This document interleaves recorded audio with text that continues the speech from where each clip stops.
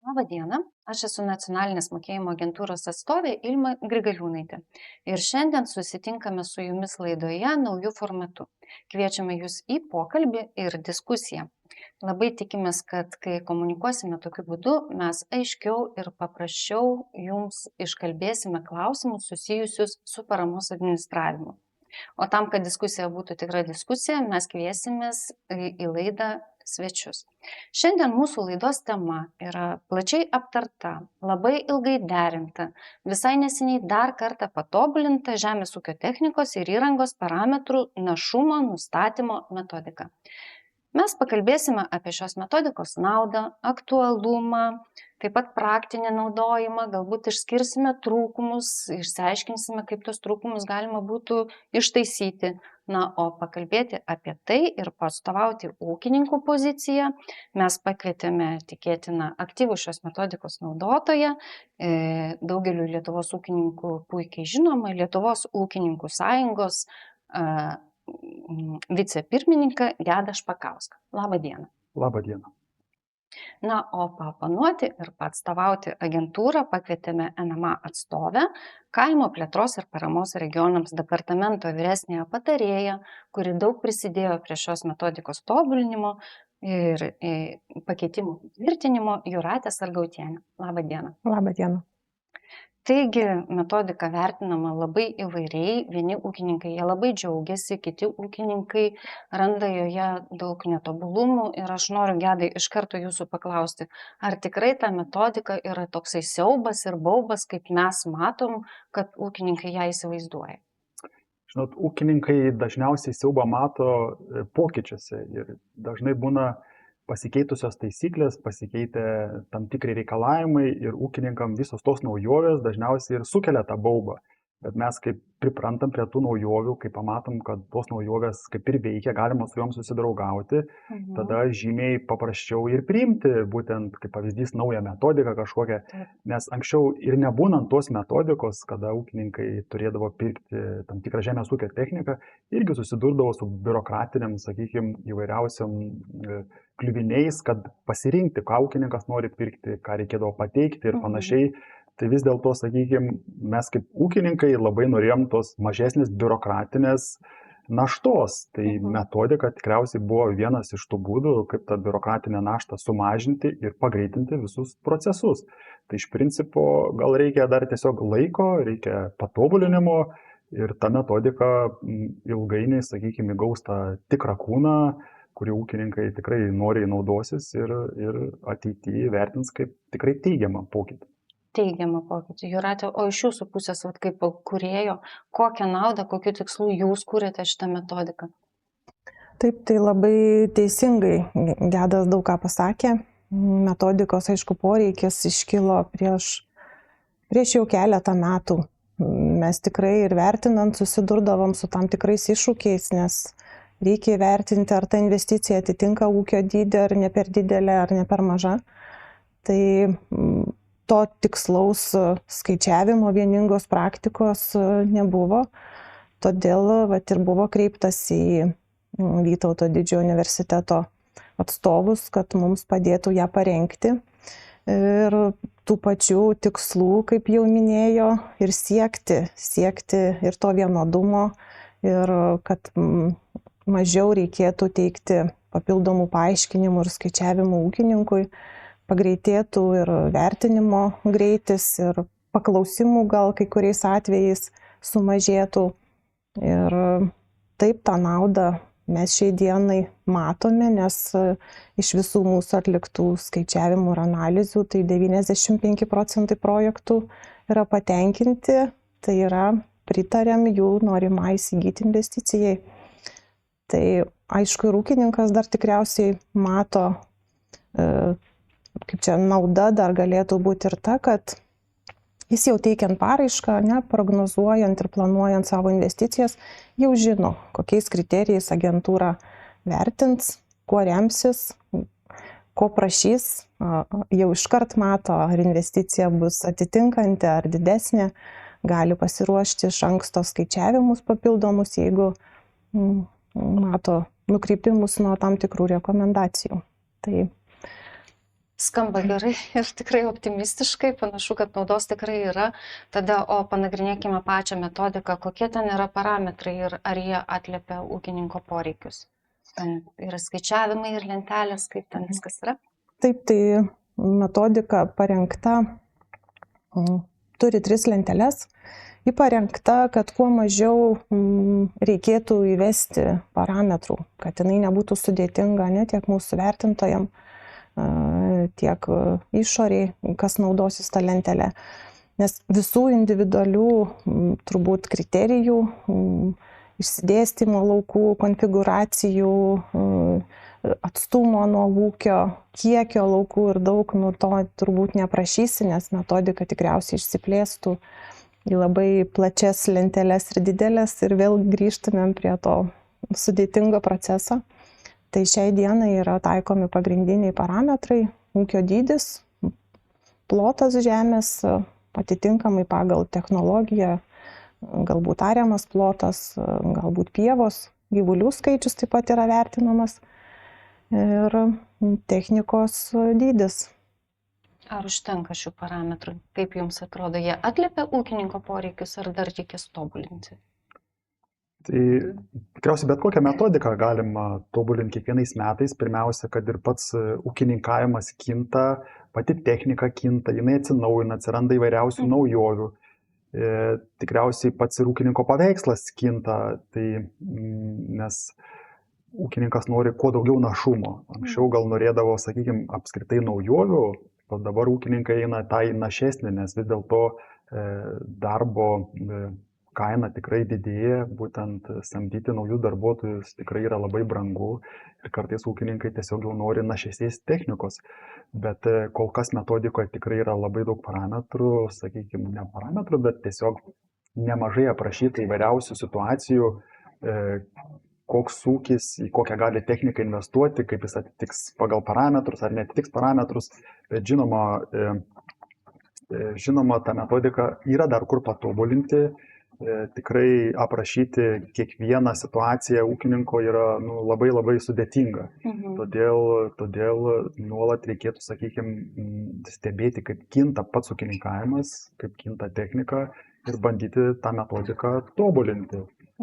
Bet iš principo tam tokiam baziniui pasižiūrėjimui, ar ūkininkas nusprendęs įsigyti tam tikrą, sakykime, ar traktorių, ar padargą su juo, jis tikrai preliminariai gali pasiskaičiuoti, ar jo norai tikrai atitinka būtent tuos lūkesčius. Ir kaip minėjo, kad labai gerai iš karto prieš teikiant paraiškas jau galima įsivertinti, ar nebus kažkokių papildomų kliuvinių, būtent įsigyti tos technikos. Na gerai, o tarkim vis tiek yra kažkokių, kyla ūkininkam problemų su šitą metodiką. Gal galima panagrinėti kelis problematiškus atvejus, tarkim, kiek aš žinau, ūkininkai dažnai klausia, kaip yra įsigijamos 2 vienodos investicijos. Gal jūs, pavyzdžiui, galite pateikti kokį problemišką atvejį iš savo praktikos, ar jūs, žinau, dėl 2 vienodų investicijų, įsigijau 2 traktorius, bet jie vertinami skirtingai. Kaip tai sprendžiasi? Jo, gal, sakykime, kur ūkininkai pyksta, vienas iš tų tokių šiek tiek pykčių yra tas toks emocinis, gal kol kas niekam, sakykime, nepamatuotas, bet pavyzdžiui būna situacijų, kada ūkininko investicinė dalis yra didesnė. Pavyzdžiui, 65% yra ūkininko dalis ir 35% paramos būtent procentai dalis, arba 30 ir 70 tas santykis. Ir ūkininkas sako, žiūrėkit, aš tikrai dedu savo pinigus didesnė dalim, aš noriu pirkti pilnai tai, ką aš noriu, visiškai nežiūrėdamas į metodiką. Gal netgi jisai ir atitinka tą metodiką, bet toks, principo reikalas kartais būna, kad vis dėlto aš daugiau rizikuoju savo kapitalu, savo lėšom. Tai čia vienas toks. Kitas dalykas, kada ūkininkas jau kaip ir žino, kad jo ūkis augs, didės, bet jis neturi dar jokių, sakykime, įrodymų, dokumentų, iš ankstinių nuomos sutarčių. Kaip ir pavyzdys, ten gal kalbasi su vietiniu ūkininku, kuris ruošiasi pasitraukti pensiją, bet tas ūkininkas nežino ar po metų, ar po 2, ir jam labai sunku pagrįsti, kad jis tikrai paaugs, bet iš principo jis jau kaip ir žino, kad paaugs ir jisai turi arba įsipareigoti be jokių įrodymų ir nori jau iš karto didesnės, našesnės technikos, nes vis dėlto šiuolaikiška technika tikrai dirba 10 ir daugiau metų, tai tu turi planuoti labai į ateitį.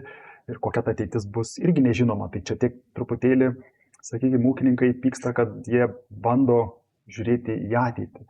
Dėl tų dviejų vienodų tikriausiai technikos vienetų labai reikia žiūrėti į ūkio specializaciją. Jeigu ūkis gal turi 20 traktorių, o jam iš tų 25 nusidėvėja, tai nieko blogo, kad jisai 2 nori pakeisti. Tai čia vėl tikriausiai reikia žiūrėti kiekvieną situaciją, kartais netgi individualiai ir negalvoti, kad ūkininkai jau iš karto bando kažkaip sukčiauti, pasinaudoti.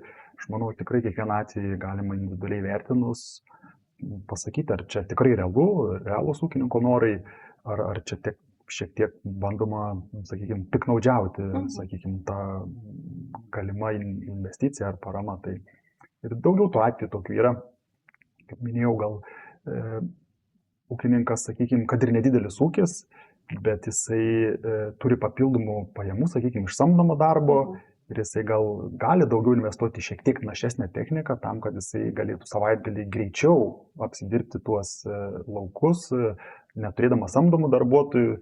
Tai vėl reikėtų tikriausiai vertinti ir irgi čia atkreipti tai dėmesį, bet tikiuosi, kad kuo daugiau mes turėsime tų pavyzdžių, tų atvejų, tuo bus lengviau tikriausiai ir tos metodikos tobulintojams.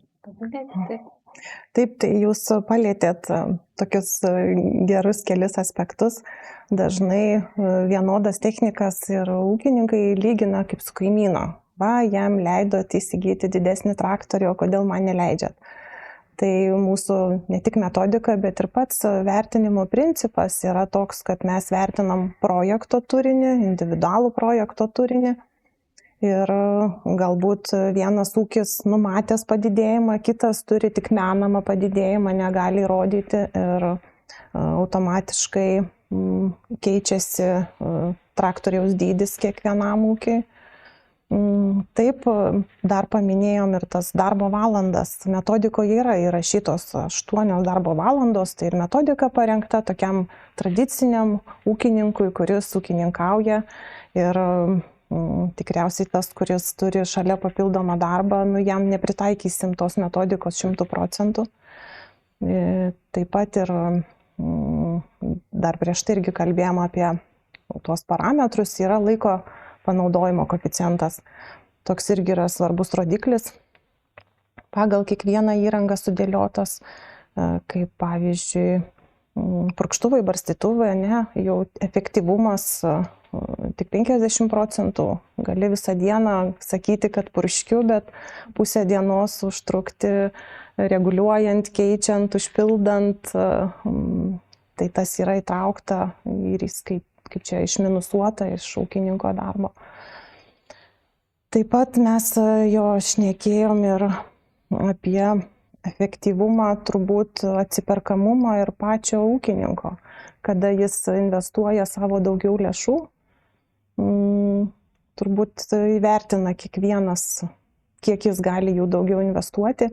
Ir šiuo atveju ir įgyvendinimo taisyklės leidžia, jeigu nepagrindi savo noro didesnio įsigyti atitinkamą investiciją, tai tada likusią dalį tektų padengti savom lėšom, bet toks poreikis galėtų būti patenkintas.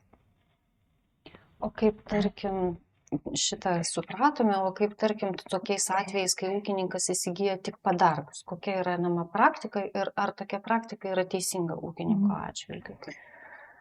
Tai turbūt gal paprasčiausia būtų, jeigu mes gal per konkretų pavyzdį pabandytumėm tą situaciją pasižiūrėti. Sakykime, 60 hektarų ūkis, turintis ariamos žemės ir planuotų įsigyti 5 metrų diskinį skutiką ir 4 metrų sėjamąją. Tai kokia ta praktika mūsų vertinimo? Mes pirmiausia vertinam kiekvieną padargą atskirai ir tikrinam, ar jis atitinka ūkio dydį. Tai diskinį skutiką pagal visas skaičiuoklės suvedus gautųsi, kad reikiamą šitą plotą minėtą galėtų apdirbti per 4,5 dienas. Mane pataisys galbūt Gedas, bet mūsų skaičiuoklė taip taip skaičiuoja. Rekomenduojam atlikti šios darbus ir apie 4-5 dienas, tai šiuo atveju sakytumėm, kad diskinis skutikas 5 metrų atitinka ūkio dydį ir galėtumėm jį finansuoti. Tačiau su sėjamąja būtų gal šiek tiek kitokia situacija, nes tokiam plotui apsėti metodika sakytų, kad ši sėjamoji yra per didelė, 60 hektarų ūkiai. Ir atsiranda tada alternatyvos, ką daryti ūkininkui. Arba mažinti, arba grįsti papildomą tą poreikį, teikti skaičiavimus, dėl ko reikalinga tokio dydžio. Nes metodika pagal skaičiavimus sakytų, kad nuo 1,8 iki, jei neklystų, 3 metrų, net 2,5 sakytų, kad sėjamoji galėtų tikti. Bet šiuo atveju mes lygiai taip pat suprantame, kad traktoriaus plotį sėjamoji turėtų bent jau padengti, tai šiuo atveju 2,5 metro sėjamosios dydį taip pat turėtumėm patenkinti. Tai nežinau, šitie skaičiai įtikino Gedą. Jo, labai įdomus atvejis tas dėl tų parinkimų. Yra dar ir kitų, jeigu kalbam apie sėjamąją, sakykime, diskinis skutikas praeina, jeigu kalbam apie sėjamąją, žinot, yra kartais tokių nedalomų dalykų. Pavyzdžiui, sakykime, 2,5 metro ar ten sėjamoji, netgi tas pats padargas 2,5 metrų, jis yra labai nepopuliarus ir rinkoje bus labai mažai pardavėjų, kurie galės patiekti. Ir kartais 2,5 metro gali būti brangesnis padargas, arba jisai netitiktų ūkio poreikių dėl, sakykime, jo technologinių procesų, gal ten diskai per maži, kitaip yra disko apsauga prieš akmenis, kitoks galvolas ir kitaip jis gal yra skirtas labiau dar mažesniem ūkiam ir jo ant popieriaus atrodo diskinis skutikas vienodas ir čia, bet technologiškai gali būti visiškai jisai kitoks padarytas ir dėl to jisai gali netgi kainuoti tiek pat, kiek tas didesnis, nes 4 metrų ar diskinis, ar 5 metrų, ar sėjamoja, pavyzdžiui, ta pati 4 metrų, jinai pats populiariausias plotis ir rinkoje yra pats didžiausias jų pasirinkimas, nuo pat, sakykime, pigiausių gamintų iki pat brangiausių. Ir dar vienas labai svarbus dalykas, kad reikia žinoti čia ir koks ūkininko purkštuvas. Todėl, kad sėjamoji tai yra tas padargas, kuris daro vadinamas technologinės vėžes, kuriomis važiuos purkštuvas. Jeigu ūkininkas turėjo anksčiau 4 metrų sėjamąją, purkštuvą atitinkantį ir gaunasi taip nusipirkus 3 metrų sėjamąją, jis nebetitiks tos vadinamos technologinės vėžės, reikės kitų sprendimų, keisti purkštuvą gal, keisti jo plotį ar kažkaip ir tokiais, irgi tokia gyvenimiška situacija, bet tada gal ūkininką atbaidyti šitas noras pirkti. Ir gal, sakykime, kur dar yra toks pas ūkininkus baimė, žinot, gauti paramą tokia kaip loterija, jos nesimėto, vis dėlto yra atrankos balai, ne kiekvienas iki pagal sektorius yra skiriama, kartais reikia išlaukti kelis metus, kad tu gautum. Ir ūkininkas toks, žinot, pilnas baimių, kad jeigu čia kažką padarysiu truputėlį, ten rašo, kad sėjamoji mano ten beveik 4 metrai tiktų, bet ten truputėlį trūksta, aš jau tikriausiai jos nerašysiu, nes iškart būsiu išbrauktas iš to sąrašo ir čia ūkininkai labai bijo ir tada jau perka kartais ne tą patį būtiniausią ir ne patį reikalingiausią daiktą, bet svarbu, kad bent jau yra tas šansas gauti tai ūkio modernizacijai, būtent tų papildomų paramos pinigų. Tai čia reikėtų irgi kažkaip iškomunikuoti, kad jeigu ūkininkas pasiskaičiuoja, kad labai nedaug trūksta arba ten arti ribos, tai kad nebijoti, gal tikriausiai irgi teikti būtent šitam norimam padargui, tą įsigyti paraišką, tai nes visada tada galima žiūrėti tą gyvenimišką atvejį ir tai nereiškia, kad jau bus tas paraiška atmesta iš karto. Ar taip ir daroma? Taip ir būtent technologinės vėžės, purkštuvo ir sėjamosios, kad suderintos būtų, tai net ir į metodikos įsakymą esame tą sąlygą įdėję. Tikrai šis aspektas yra svarbus ir vertinamas. Taip pat esam, kaip minėjo, ir įtraukę būtent tą sąlygą, kad rinkoje esančią minimalių parametrų techniką. Tai turbūt rinką suprantam, kad ne vienas pardavėjas, o didesnė dalis ir ką lengva įsigyti ūkininkui, nes nuo to turbūt priklauso ir ta kainos konkurencija. kaip minėjo, bet metodika šiai dienai kainos nevertina. Tai kaina čia jau kitas aspektas, bet taip, tai va šitie dalykai yra jau papildyti, jie ir buvo įtraukti yra. O ką daryti ūkininkui, jeigu jo technikos numatytos, kurią jis nori įsigyti, nėra metodikoje? Kaip tuomet daryti? Tai kaip ir anksčiau, jeigu nėra tokios technikos metodikoje, tai iš karto su paraiška reiktų teikti skaičiavimus pagrindžiančius ūkio dydį, poreikį šitos investicijos. Tai, kaip sakant, daugiau atsiranda vėl to biurokratinio mechanizmo tikriausiai. Ir vertinimas, kaip suprantu, irgi ilgiau užtrunka. Vėl tada mes nagrinėjom kiekvieną investiciją individualiai ir vėl žiūrim jo skaičiavimus, ar jie pagrįsti, motyvuoti. Nes metodika, kai buvo sudarinėjama, tai buvo sudarinėjama iš pagrindinių, dažniausiai agentūrai teikiamų investicijų, kur prašoma paramos. Tai tokiais lėtais etapais, bet vis atsiranda po vieną kitą naujos technikos poreikį, kurį galėtumėm įtraukti ir bet kada papildyti metodiką. Tai va, jeigu nėra ir tikrai jinai jau rinkoje atsiranda kaip populiari, visada galima teikti siūlymus mums ir mes į sekantį keitimą tokį poreikį įtrauksim. Tai Jūrate, vėlgi jūs čia vertinate dabar ūkininkui, kad suprasti ir vėlgi norėčiau Gedo nuomonės, ar taip yra teisinga, gal galite tiesiog pristatyti, kokie yra vertinimo pagal metodiką žingsniai. Tiesiog žingsnis po žingsnio, kaip jūs tai darote, kad ūkininkui būtų aišku. Taip, tai bendra tokia mūsų tvarka yra teikia paraišką, teikia poreikį investicijų, kurias nori įsigyti. Atliekame kiekvienos investicijos vertinimą, pradedant nuo padargų, skaičiuojam, toliau traktorių skaičiuojam ir vadovaujamės skaičiuoklėm. Ir atsiranda tada keli tie variantai. Jeigu atitinka visos investicijos, tai jos yra tvirtinamos, jeigu patenka į rekomenduojamas reikšmes. Jeigu investicija yra per maža, tai paklausimų tikrai nerašome. Čia jau lieka ūkininko verslo rizika, kad jis nori įsigyti mažesnį. Taip, mes mažesniem parametram visada pritarėm.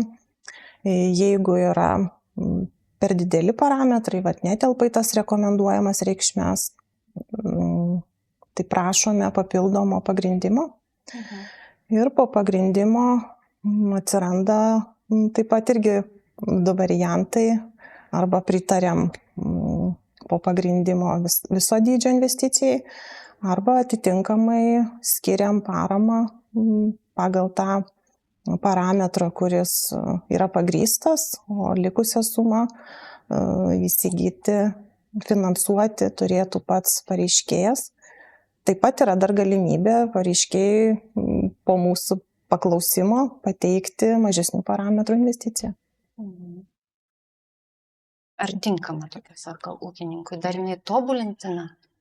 Tai pirmiausia, džiugu girdėti, kad iš karto nėra tas, kaip sakant, išbraukiamas iš sąrašo, tai kad ūkininkas tikrai turi galimybių pasikeisti arba papildomai investuoti savo dalį.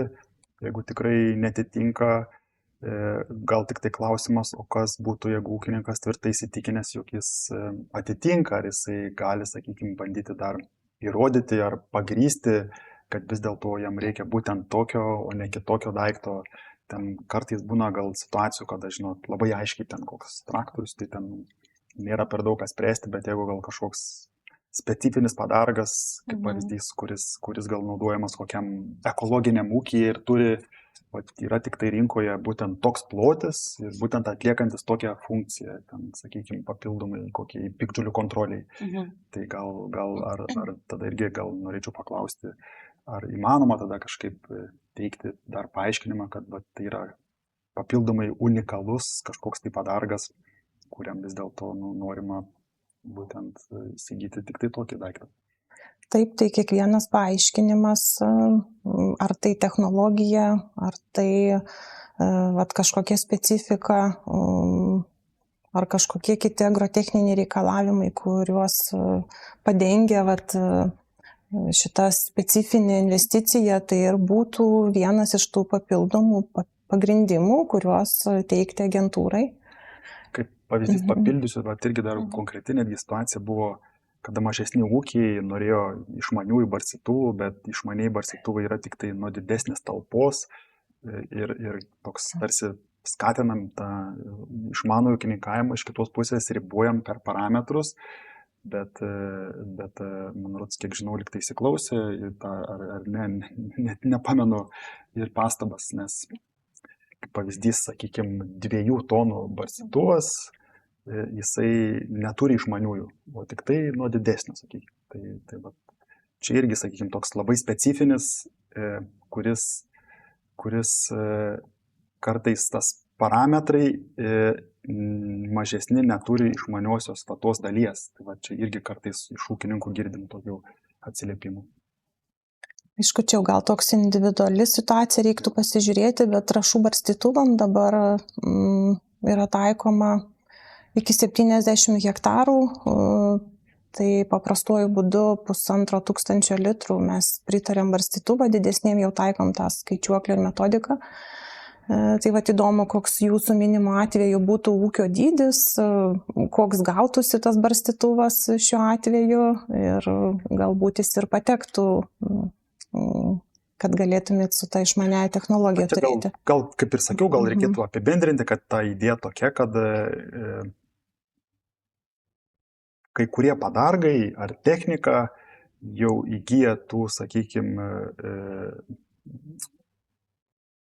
įgyja papildomų tų funkcijų, tik tai nuo didesnės technikos. Kad ir kaip pavyzdys tie patys traktoriai, sakykime, jeigu norėtų turėti valdomų nuo GPS pagalbos automatinį vairavimą, tai tik tai gali turėti šiek tiek didesni traktoriai. Ne patys didžiausi, bet gal kaip pavyzdys ten 90 arklio galio traktorius neturi, o jau 110 arklio turi. Tas 20 tik tai arklio galio skirtumas tikrai nėra labai didelis, bet čia kaip pavyzdys. Arba ir tie patys barstytuvai, 1500 litrų, žinau, rinkoje išmanių barstytuvų nėra. Tai vat kaip pavyzdys. O jeigu ir mūsų pačių kaip ūkininkų ir kaip Žemės ūkio ministerijos irgi tas skatinamas, kad eiti į tą išmanų ūkininkavimą, tai kartais šiek tiek ir užkerta tas, bet manau, kad čia labai lengvai išsprendžiami dalykai. Taip, tai metodika šį kartą parengta daugiau to bazinių tokio variantų ir tos technologijos, išmaniosios technologijos, jos nėra čia tą bazinį variantą įskaičiuotos, bet manau, kaip idėja galbūt sekančiam keitimui panagrinėti ir pasižiūrėti, kurią dalį dar papildyti tam tikrom investicijom, tam, kad tikrai pritaikyti tą išmanų ūkininkavimą ir jo neriboti. Viskas eina į priekį. Viskas. Tai tokių papildymų tikriausiai bus. O kas buvo padaryta šiuo metodikos keitimu? Tai šiuo metodikos keitimu mes papildėme 6 investicijom: šienapjovė, akmenų rinktuvas, giluminis purentuvas, dronas, grūdų traiškytuvas, gal nepamiršau ko. Ir taip pat atsižvelgėme į teiktas pastabas daržininkų asociacijos ir šiek tiek purkštuvo rekomenduojamas dienas pamažinome, kad jų situacijai galėtų darbus atlikti greičiau. Taip pat diferencijavome bulvių nuėmimo kombaino pagal ūkio dydį tam tikrus parametrus. Ir buvo kiti tokie techniniai pataisymai, galbūt papildymai, kad kuo maksimaliau atliepti kiekvieną teiktą pastabą ir kuo labiau priartėti prie ūkininko poreikių. Tai aš tikrai nesu nei metodikos, nei naudotojas ir tiesiog nei kūrėjas ir kaip objektyvus klausytojas aš girdžiu, kad tikrai metodiką reikės dar ne kartą tobulinti, nes vis tiek visa technika pažangėja, kaip čia pasakyti, tobulėja, keičiasi ar ne. Ir visi šitie siūlymai ir matymai, kaip turėtų keistis metodika, turėtų eiti iš paties ūkininko. Jūs vis tiek tarpusavį bendradarbiaudami ir kūrėte tą metodiką ir keičiate. O kokiu būdu, Jūratė, jums pateikti tos siūlymus? Kaip iki agentūros jie ateina? Tai ištisus metus yra gyvas elektroninis paštas metodika@nma.lt. Galima teikti, jo pastabos yra kaupiamos ir atėjus poreikiui jau keisti patį įsakymą, yra atsižvelgiama į pastabas, vykdomi susitikimai su tais pačiais Vytauto Didžiojo universiteto atstovais, aptariam, derinam, kaip patobulinti, kaip pagerinti, kur pataisyti. Taip pat derinant įsakymą mes jį keliam į viešąją erdvę, teikti visai visuomeniai ir tos pastabos, kaip yra. Tai kurios pastabos galbūt jau padengia tai, kas yra, naujas pastabas stengiamės atsižvelgti.